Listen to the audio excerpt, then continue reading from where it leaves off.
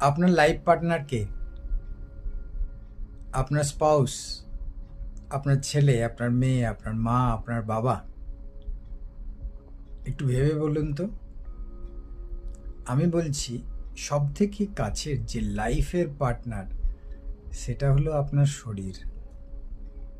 আপনি দেখবেন, যখন শরীর ভালো আছে, আপনার মন ভালো আছে, আপনার রিলেশন ভালো আছে, দ্য মোমেন্ট আপনার শরীর খারাপ হওয়া শুরু হলো, আপনার ডিজেনারেটিভ ডিজিজ শরীরে গেল, মেডিসিন আপনার শরীরে ঢুকলো, সেই মেডিসিনগুলো আপনার জীবনে পার্মানেন্টলি রইল, আপনি দেখবেন আপনার মধ্যে অবসাদ কাজ করবে।